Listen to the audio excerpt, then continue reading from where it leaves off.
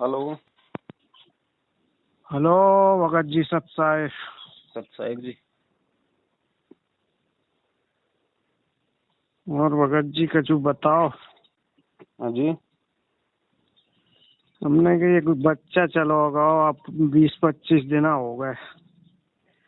कैसे? यहाँ से चला गया रिसाए के चलो होगा पर गुस्सा हो हैं?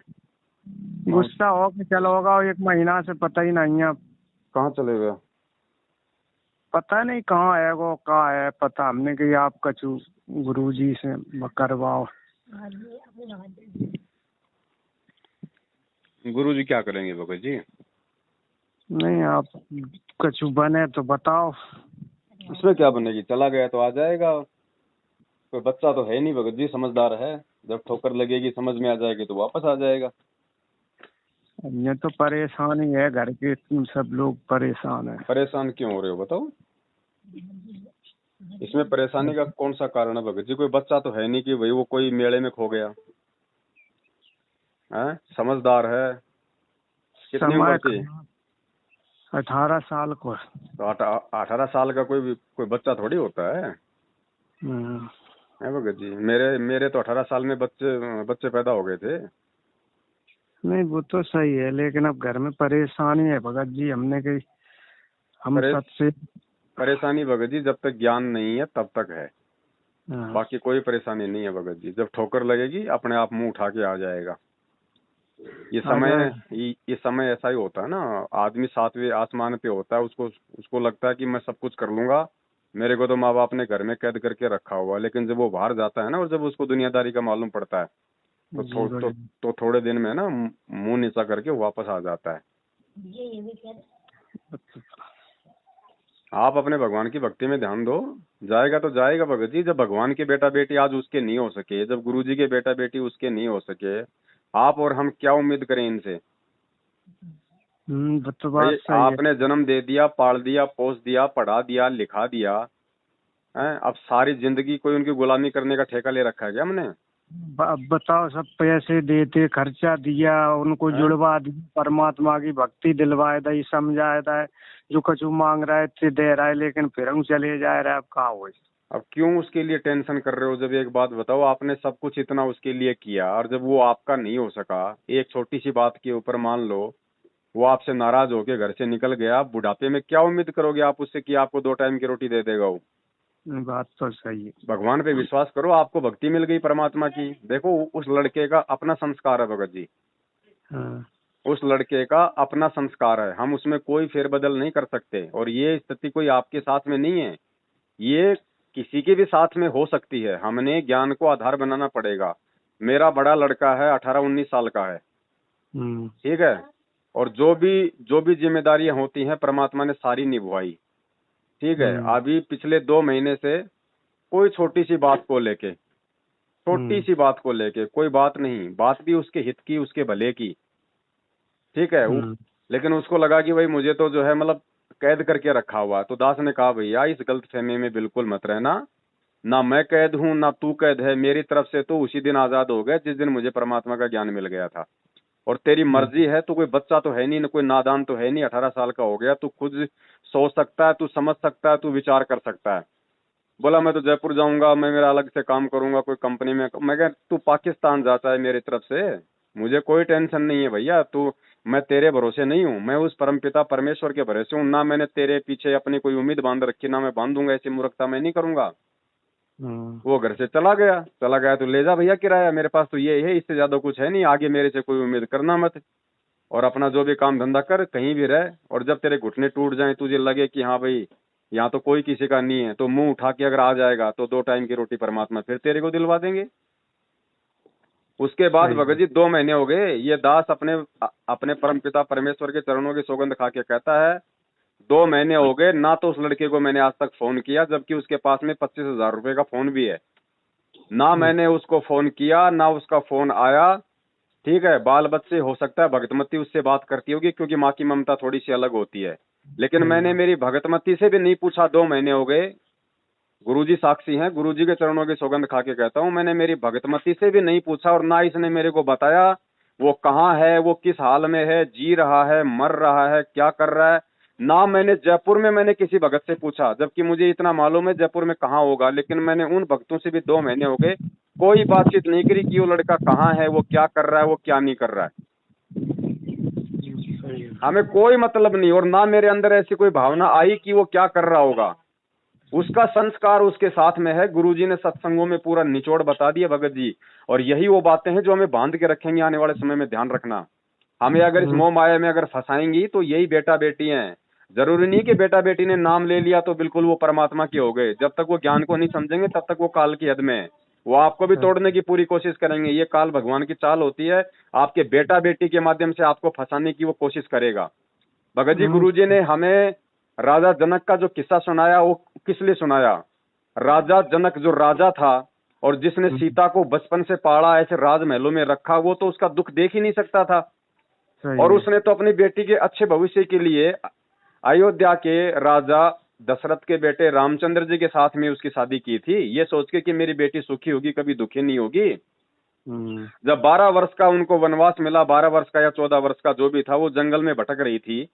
भगत जी, क्या राजा जनक अपनी बेटी के लिए कोई अच्छा मकान नहीं बनवा के दे सकता था जंगल में? वो तो राजा था ना। क्या वो अपनी बेटी के पास में नौकरानियां नहीं छोड़ सकता था? लेकिन जब तक वो 12 साल तक जंगल में रही, राजा जनक एक बार भी ना तो उससे मिलने गया, ना उसका हालचाल पूछा। गुरुजी ने कहा कि वो समझदार था, वो परमात्मा के विधान से परिचित था कि बच्चों को केवल अपना संस्कार मिलेगा, तुम बच्चों की कहां तक रक्षा करोगे। एक बार भी उसने ये नहीं देखा कि मेरी बेटी सुखी है या फिर वो दुखी है, क्योंकि उसको ज्ञान था, उसको परमात्मा के विधान का पता था कि बच्चों को वही मिलेगा जो उनके संस्कार में है। तो भगत जी, आप और हम क्यों टेंशन ले रहे हैं भैया? आप और हम क्यों टेंशन ले रहे हैं? हम तो परमात्मा की शरण में हैं, और यहाँ तो हमने अपनी आत्मा का आत्म कल्याण करवाना है। दूसरों का हमने कोई ठेका थोड़ी ले रखा है। आपने जबरदस्ती आपने जबरदस्ती को धक्के मार के तो निकाले नहीं उसको। नहीं, वो तो अपनी मर्जी से गया है ना। तो अगर ठोकर लगेगी तो अपनी मर्जी से वापस आ जाएगा, नहीं आता है तो भी आपको कोई टेंशन नहीं है। आप अपनी परमात्मा की भक्ति में ध्यान दो। आपको 2 टाइम की रोटी वो परमात्मा देगा, आपका वो लाडला नहीं देगा। ध्यान रखना। क्या पता वो कल को ज्ञान ना समझ पाए, कल को कुसंगति में पड़ जाए, और धर्मदास के बेटे नारायण दास की तरह क्या पता आपके भक्ति मार्ग में बाधा उत्पन्न कर दे। ज्ञान समझता तो जाता ही नहीं, वो बहुत थोड़ा बिगड़ गया, लड़का खराब हो गया। तो लड़का खराब हो गया ना, तो उसको अपने हाल पे छोड़ दो। जब ठोकर लगेगी, जब संसार के थपेड़े लगेंगे ना, तो सीधे रास्ते अपना आप आ जाएगा। नहीं आएगा तो उसका संस्कार उसके साथ में। आप अपनी दाल रोटी आराम से खाओ, आप अपने गुरुदेव की भक्ति करो, और कोई तरीका नहीं है दूसरा। अगर रात दिन उसके बारे में सोचते रहोगे, चिंता करते रहोगे, तो ये आपके ज्ञान की कमजोरी को दर्शाएगा। आप परमात्मा को भी आप दुखी करोगे कि इन नालायकों को इतना ज्ञान देने के बाद भी ये मेरी चिंता ना करके, कि चिंता तो हरि नाम की और ना चिंता दास, जो कोई चिंता नाम बिना सोए काल की फांस। ये काल की फांस है, ध्यान रखना। काल उस बेटे को लेके इस परमात्मा और उसकी भक्ति से आपका ध्यान भटकाना चाहता है कि इसका ध्यान इस भक्ति में कम और अपने बेटे में ज्यादा रहे। बात तो सही है भगत जी। हम भगत तो जी, हाँ, कुछ बीच में विचलित हो गए थे जब से आपका ज्ञान सुना, आपका जब शंका समाधान की हमने वीडियो सुनी। अब कछु भक्ति में ध्यान लगा और भगत हो गए कुछ आपकी बात सुन के जी। वैसे तो हम इन लोगन में इन्हीं से फोन करते थे, मैनेजमेंट वाले और हरियाणा में जहाँ में आश्रमन में, तो ये लोग क्या है, ठीक है चलो लगाए दे, अर्जी लगाए दे, पाठ कर दे, ये कर दे, वो कर दे, आए जाओ तो नाम खंड होगा और नाम शुद्ध करवाओ, पुनः उपदेश ले, पैसा करो ज करो। लेकिन मैंने आपकी जब से ये वीडियो सुनी तब से कुछ मुझ में दृढ़ता आ गई, और आपकी जो कोई सुन लेगा वो दृढ़ भक्त हो जाएगा। आप परमात्मा की आपके ऊपर बहुत बड़ी दया है भगत जी। कोई नामखंड नहीं है, ये तो कर रहे हैं अपना धंधा मैनेजमेंट वाले, इनके चक्करों में तो आओ मत। और ये जो तरीके होते हैं ना, इस तरह का आपके साथ जो ये घटना घटी है, ये ध्यान रखना, ये परमात्मा आपकी परीक्षा ले रहा है। परमात्मा आपको मजबूत करना चाहता है। परमात्मा ने आपको जो ज्ञान दिया, परमात्मा वो देखना चाहता है कि मेरे ज्ञान इसको कितना समझ में आया और मेरे ज्ञान पे ये कितना दृढ़ है। ये आपकी परीक्षा है, ध्यान रखना। ये झटके हमारे जीवन में बहुत आएंगे, अंतिम समय तक आएंगे। क्योंकि मान लीजिए आज अगर इन बच्चों में हमारी आस्था, अगर मोह ममता रही, और कल को यदि हमारा शरीर छूटने को हुआ, तो भगत जी वो मोह ममता तो उस समय भी रहेगी। तो हम तो फंस जाएंगे। परमात्मा कहते हैं जहां आशा तहां बासा होई, मन कर्म वचन सुमरियो सोई। वहीं परमात्मा भगत होने के बावजूद भी अगर इन बच्चों में आस्था रही तो वहीं पे मतलब कुत्ता बना के जन्म दे देगा। फिर क्या कर लेंगे भैया? हाँ, उनके यहाँ पहुंचाए दे ले, देखो बच्चन को अपन 1% भी भगत जी, 1% भी, क्योंकि 18 साल की उम्र जो है वो परिपक्व उम्र होती है। आदमी खुद अच्छे अच्छे भले बुरे का निर्णय कर सकता है। 1% भी मत सोचो कि वो कहाँ होगा, क्या कर रहा होगा। उसका जो हो रहा होगा उसका संस्कार उसके साथ में है। अगर अच्छा संस्कार है तो परमात्मा उसको सद्बुद्धि देगा। अगर नहीं अच्छा संस्कार है तो फिर आपने कोई टेंशन लेने की जरूरत नहीं है। परमात्मा ने क्या किया? जब परमात्मा का खुद का बेटा नारायण दास था जो उसकी भक्ति में बाधक बन गया, और परमात्मा से नारायण दास बार बार, वो धर्मदास बार बार कहता था, क्योंकि उसको मतलब कि अपने पुत्र का मोह था इतना ज्ञान सुनने के बाद भी। तो उसने कहा कि परमात्मा ये मेरा बेटा है, इसको थोड़ा समझाओ, ये भक्ति पे लग जाए। तो परमात्मा को पता था कि ये नादान अपने बेटे के मोह में फंसा हुआ है और ये मरेगा ये यहीं पे। तो परमात्मा ने उसकी आस्था तोड़ने के लिए भगत जी अपने उस बेटे के मोह से परमात्मा ने कहा ला भाई ठीक है, लाओ उसको समझाएंगे। तो धर्मदास ने अपने बेटे को बुलाया कि भाई परमात्मा आए हुए हैं, चलो 2 बातें कहेंगे। तो वो अपने बाप की थोड़ी बहुत लाज शर्म से वो आ गया। अब परमात्मा ने क्या किया मालूम, को पता था भैया ये काल का एजेंट है, अगर इसको ज्ञान की बात समझाऊंगा तो ये मानेगा नहीं। तो परमात्मा ने उसकी बड़ाई करनी शुरू कर दी कि देख धर्मदास, तेरे बेटे का कितना अच्छा भाग्य है, कितना अच्छा सौभाग्य है, कितना संस्कारी जीव है ये। धर्मदास ध्यान से देख। अब उधर तो बेटा खुश हो रहा, और परमात्मा धर्मदास का ध्यान उस बेटे की तरफ करना चाहते थे। तो परमात्मा ने कहा कि देख धर्मदास, इसके माथे को, इसके ललाट को ध्यान से देख, इसके ललाट पे कितना तेज है। अब जैसे धर्मदास ने ध्यान से उसके माथे की तरफ देखा तो परमात्मा ने उस आत्मा का वास्तविक जो चित्रण था वो धर्मदास को दिखाया। धर्मदास को काल दिखाई दिया अपने बेटे के उसमें मस्तिष्क में, और कहा कि धर्मदास ये तेरा बेटा नहीं नालायक, ये काल का भेजा हुआ मृत्यु अंध नाम का एजेंट है, तेरी भक्ति बर्बाद करने के लिए आया है। तू कहाँ इसके मोह में बैठा हुआ है। तब धर्मदास का अपने बेटे से मोह हटा कि यहाँ तो कोई किसी का बेटा बेटी नहीं है भाई। सही है भगत जी। तो भगत जी हमें टेंशन नहीं लेनी। आप एक बात बताओ भगत जी, छोटी सी चीज है ये, कोई बड़ी भारी चीज नहीं। अगर परमात्मा का ज्ञान समझ में आ जाए तो आज आपका बेटा आपसे दूर चला गया, आप इतना परेशान हो रहे हो, कल को आपके पड़ोसी का, चलो आपका बेटा तो 18 साल का था, है, कल आपके पड़ोसी का अगर 7 साल का बच्चा अगर किसी मेले में खो जाए, अगर 7 साल का बेटा अगर किसी मेले में खो जाए या वैसे कोई उठा के ले जाए, तो सोचो उस माँ बाप को कितना दुख दर्द होगा कि यार बच्चा नादान था, चलो कोई समझदार होता तो अपना कोई वो कर लेता, लेकिन मेरा बच्चा तो भोला था, नादान था, हैं, बेचारा 7 साल का था, कहाँ होगा, कैसी हाल में होगा, वो कितना दुखी होगा। वो तो पता भी नहीं बता सकता कुछ। लेकिन आपको दुख नहीं होगा। आपका पड़ोसी होने के बाद भी वो बच्चा रात दिन आपको देखता था, आप भी उसको देखा करते थे, हो सकता है आपने उसको खाना भी खिलाया हो, आपने उसको गोद में भी खिलाया हो, लेकिन फिर भी आपको भगत जी 5% भी दुख नहीं होगा जो उसके माँ बाप को हो रहा है। क्यों भैया? क्या वो किसी का बेटा नहीं? क्या वो 7 साल का नहीं? तो भगत जी बस इतनी सी ये चोंद है जो परमात्मा हमारी तोड़ना चाहते हैं कि भैया तुम अपने बेटा बेटी को भी, अरे पड़ोसी का नहीं, तुम कम से कम उनको मेरा बेटा बेटी मान लो कि भैया ये मेरे नहीं, ये परमात्मा का है। और जब परमात्मा का है तो तुमसे ज्यादा ध्यान उसका परमात्मा रखेगा, चाहे उसको चोर उठा के ले जाए, चाहे वो घर से, चाहे वो अपनी तरफ से निकल जाए। अगर हमने उनको परमात्मा का मान लिया तो परमात्मा संभालेगा ना। तो फिर हमें टेंशन काहे हो रही है कि वो घर से चला गया, पता नहीं कहाँ होगा, क्या होगा। ये दुनिया भर में जो लाखों करोड़ों अरबों खरबों जीव जंतु हाथी घोड़े हैं, इनका ध्यान कौन रख रहा है भगत जी? परमात्मा के। तो परमेश्वर पे छोड़ो। जो परमेश्वर ने कह दिया कि भैया पो पाटी पगड़ा भैया जागी जिया जून, वो सब कहूं को देत है चौथ समाना चून। आपके बेटे का जो संस्कार था जन्म से लेके मृत्यु तक, वो परमात्मा ने उसी समय निर्धारित कर दिया था जब वो आपकी धर्मपत्नी के पेट में था। उसको वही मिलेगा जो उसको विधाता ने उसके मस्तिष्क में जो लिख दिया। अब आपको टेंशन करने से वो कम ज्यादा नहीं होगा भगत जी। आपके टेंशन करने से आप अपनी भक्ति का नाश करोगे। सही है भगत जी। ठीक तो है भगत जी, मालिक के ज्ञान को आधार बनाओ। इसीलिए तो परमात्मा 27 साल से रात दिन ये मेहनत कर रहे हैं कि हमारी ये चोंद टूटे। बेटा बेटी भाई बंधु रिश्तेदार हैं, हम कोई आदमी है अपनी पत्नी को इतना प्यार करता है, इतना प्यार करता है, और मालूम पड़ा वो किसी दूसरे के साथ भग गई। कहाँ गया वो प्यार? वो तेरी थी क्या? सही है, कोई किसी का नहीं है तो भगत जी हम तो खाली इसी जन्म में एक दूसरे को अपना मान रहे हैं, पिछले जन्म में वो आपका बेटा था, आप उसके बेटे थे, आपको पता है क्या? नहीं है। तो काहे की टेंशन लेनी पड़ी भैया? यहाँ तो स्वार्थ के रिश्ते हैं, गुरुजी ने साफ कह दिया भाई, मतलब के बिना कोई नहीं प्यारा। यहाँ तो स्वार्थ के रिश्ते हैं भगत जी। सही है भगत जी। अगर अच्छी आत्मा होगी, संस्कारी आत्मा होगी, तो चाहे वो कहीं चला जाए, परमात्मा पल पल उसकी रक्षा करेगा और उसको सद्बुद्धि भी देगा। अगर संस्कारी आत्मा नहीं है तो ना वो भगवान के काम की, ना वो आपके काम की। और क्या पता आप अगर वो घर में रहता तो हमेशा टेंशन बनी रहती, ना आप भक्ति कर पाते, आपको भी वो परेशान रखता। तो चला गया तो ठीक है ना, कम से कम ठोकर तो लगेगी।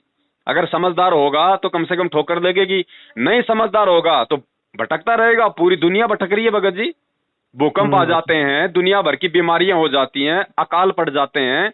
गुरुजी ने कहा कि जब एक समय जब इस पृथ्वी पे अकाल पड़ा था ना, तो माँ अपने दूध पीते बच्चों को छोड़ छोड़ के सबसे पहले अपना पेट भरने की सोच रही थी कि मैं कैसे जीवित रहूं। उस समय है ना, ये मोह ममता प्यार ये सब जो है, मतलब ये दूर भग जाता है। सही बात है भगत जी थोड़ा ज्ञान को आधार बनाओ, परमात्मा ने हमें इतना समझा दिया।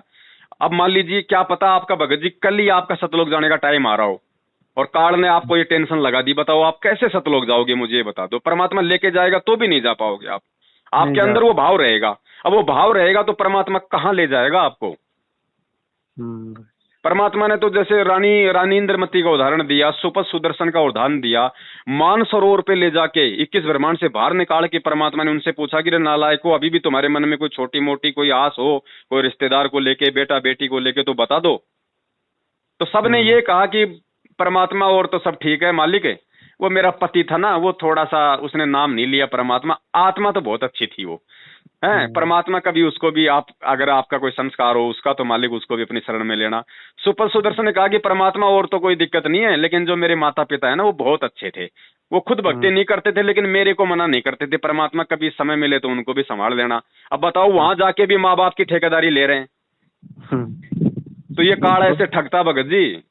हमने ये ठेकेदारी यहीं पे समाप्त करनी है। हम तो नौकर हैं, परमात्मा के नौकर, और ये बेटा बेटी हमारी नहीं है भगत जी, ये तो हमारे को परमात्मा ने नौकरी दे रखी है। रही समझ में भगत जी। गुरुजी ने साफ साफ बता दिया कि एक औरत थी और उसकी ड्यूटी लगाई किसी सेठ के घर पे, और ड्यूटी क्या थी कि भैया जो मेरे घर के पास में जो स्कूल है, रोज मेरी बेटी को लाएगी, रोज मेरी बेटी को लेके जाएगी। वो रोजाना उस सेठ की लड़की को, जो छोटी लड़की थी, उसको स्कूल छोड़ के आती, छोड़ के उसको लेके आती, साथ में रखती एक छत्ता।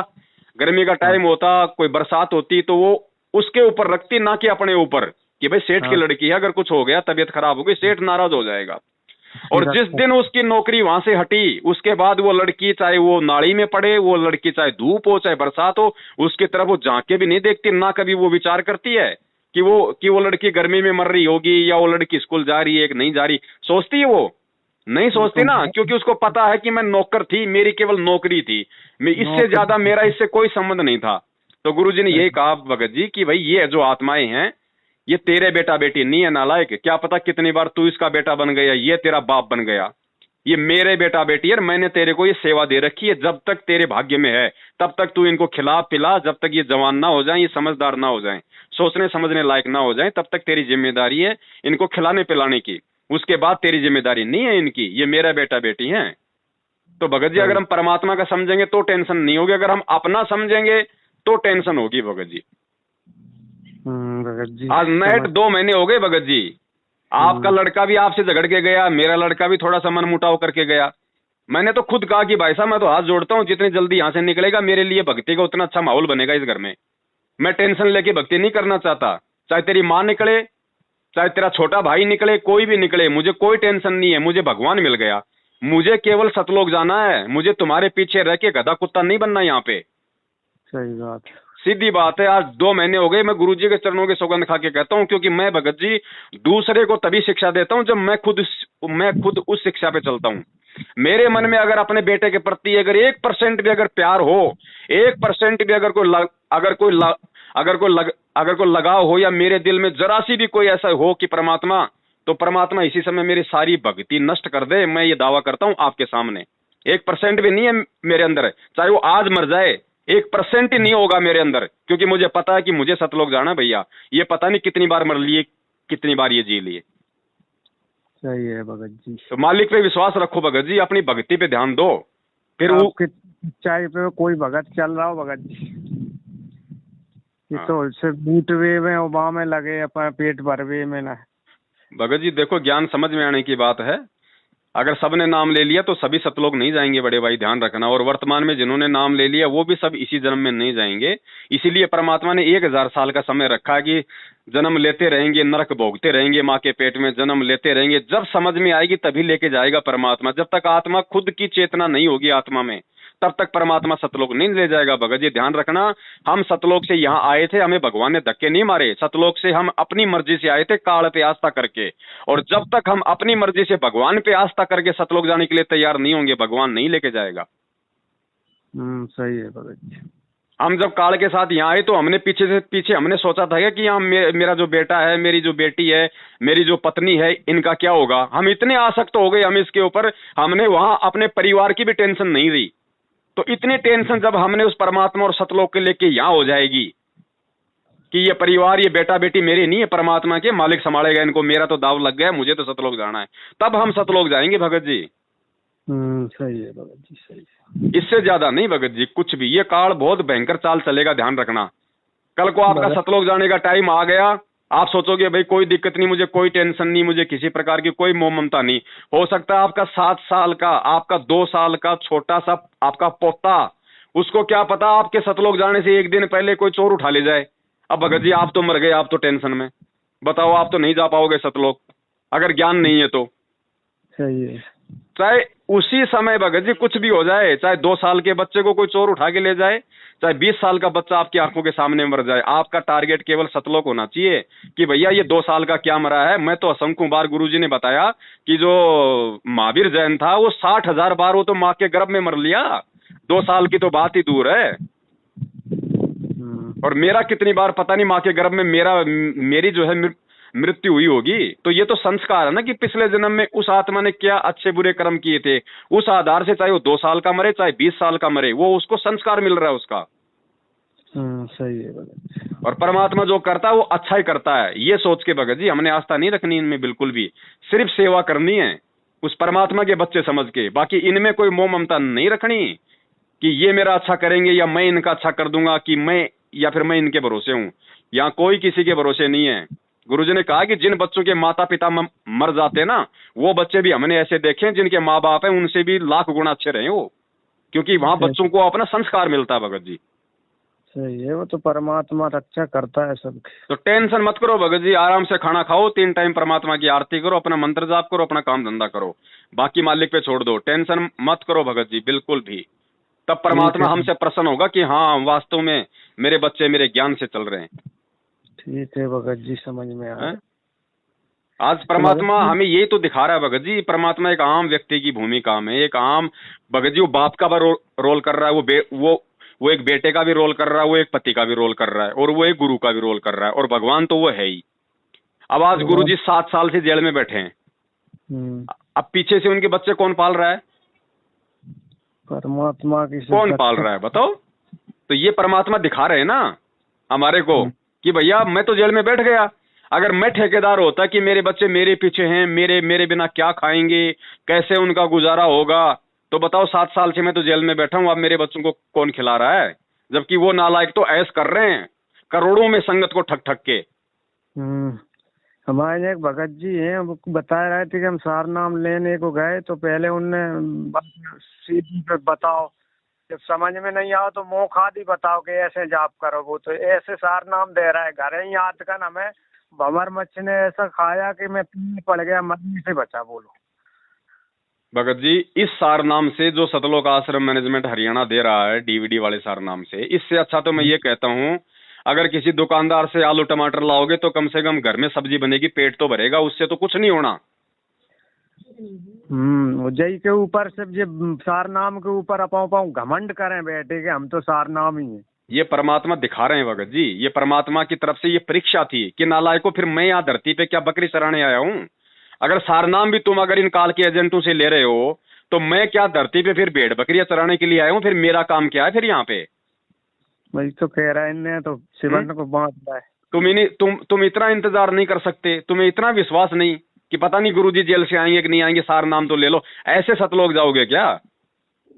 अरे बिना ड्राइवर के अगर तुम बस में अगर तुम बैठ भी गए तो क्या तुम दिल्ली पहुंच जाओगे? बस तो ड्राइवर चलाएगा भैया। ड्राइवर के बिना चाहे तुम बैठ जाओ उस बस में, फालतू में घंटे 2 घंटे में गर्मी मर के फिर तुम नीचे उतरोगे। तो हो रहा है ना, ये जो फर्जी सार नाम ले चुके हैं, आज इनके घर में देखो कितने कैर टूट रहे हैं। इनका पहले अच्छा व्यवहार था, अच्छा स्वभाव था, ये फर्जी सार नाम लेने के बाद तो इनके घरों में आग लगी पड़ी है भगत जी। इनमें अहंकार आ गया, मान बढ़ाई आ गई, बात बात पे लड़ाई झगड़ा गुस्सा गाली गलौच, यहाँ तक कि शराब तक पीने लग गए सारनामी।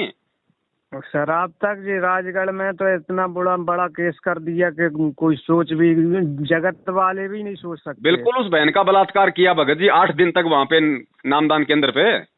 वो 15 लाख रुपया जो भगत लोगों की जो सिवारे दे दा, पुलिस को दे दा, बहन को दे दा। बोलो अब सिवारे जी गाय के नहीं वहाँ मर्यादा भंग भाई से करने की दान कर रहा है, कर रहा है, जो कर रहा है। तो इसीलिए तो भगत जी हम कह रहे हैं ना, क्योंकि राजगढ़ में धार नामदान सेंटर पे जिस बहन के साथ सेवादारों ने जो बलात्कार किया था, उसके बाद उसका पति जब खड़ा हुआ तो उसके पति को दबाने के लिए गुरुजी का आदेश बता के संगत से तो 15 लाख रुपए वसूल कर लिए और उसके पति को दे दिए, वहां पे थाने में दिए मामले को दबाने के लिए। अब बताओ 15 लाख रुपए कौन से कोऑर्डिनेटर ने अपने माँ बाप की जमीन बेच के दी थी? संगत का ही तो दान था। तो संगत का दान कहाँ जा रहा है?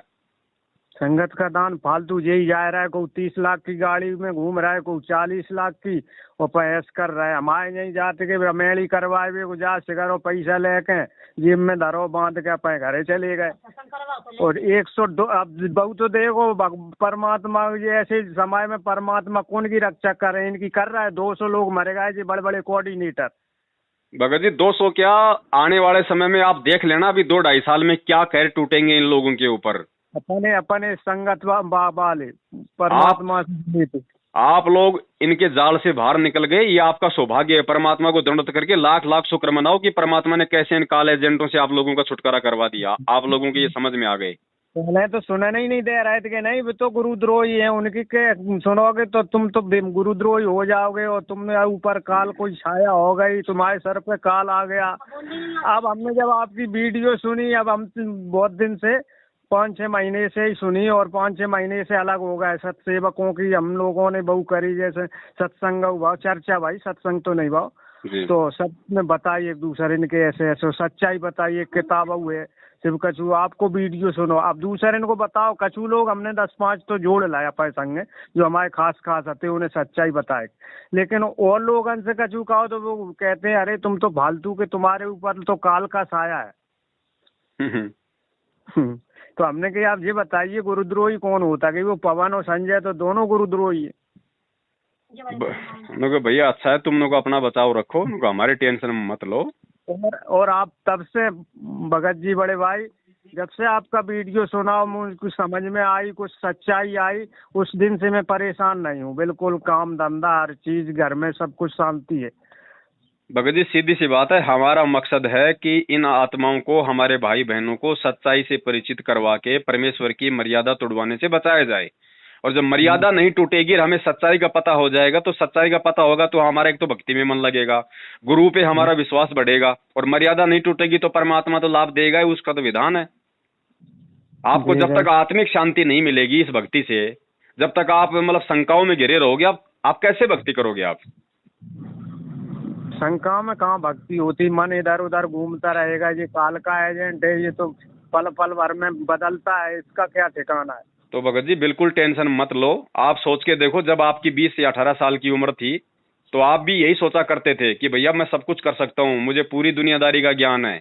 हम उस बच्चे को बच्चा मान रहे हैं क्योंकि वो हमारा बच्चा है, हम उसको बच्चा मान रहे हैं, लेकिन वो बच्चा नहीं है भगत जी। आप अगर उसके दिमाग से सोचोगे तो वो आपसे 4 गुना ज्यादा अपने आप को समझदार मान रहा है। वो तो सही है भगत जी। तो टेंशन नहीं लेनी भगत जी, बिल्कुल भी टेंशन नहीं लेनी है। ये अरबों खरबों की जनसंख्या, सबको परमात्मा संभाल रहा है, ध्यान रखना।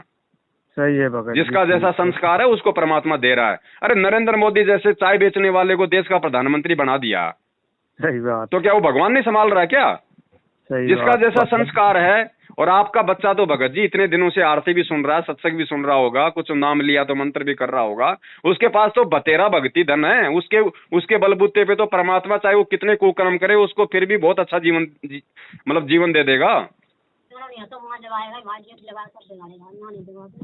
तो हमें टेंशन नहीं करनी बड़े भाई, परमेश्वर के ज्ञान को हमने अब हर स्थिति में आधार बनाना पड़ेगा। अब हमने 650 साल की तरह उस परमात्मा को दुखी नहीं करना कि हम आपका ज्ञान नहीं समझ पाए। सही भगत जी, ठीक है, ठीक है ना। दया परमात्मा की, मालिक को दंडवत करो और कहो कि हे परमेश्वर, वो आपकी संतान है, वो आपकी आत्मा है, मेरा नहीं है परमात्मा। और जो भी होगा, जैसा भी होगा, आप जानो, परमात्मा वो जाने। मुझे तो आप अपनी भक्ति में मतलब ध्यान लगाने की शक्ति दो, बस। ठीक है, इससे ज्यादा कुछ नहीं भगत जी। हाँ ठीक है बड़े भाई, ठीक है, बिल्कुल। सत साहिब जय हो बंदी छोड़ की। ये आपके साथ नहीं, आपसे पहले तो मेरे साथ हो रखी है, इसलिए मैं आपको बता रहा हूँ ये सारी बातें भगत जी। ठीक है भगत जी, आ गई समझ में, आ गई। हाँ।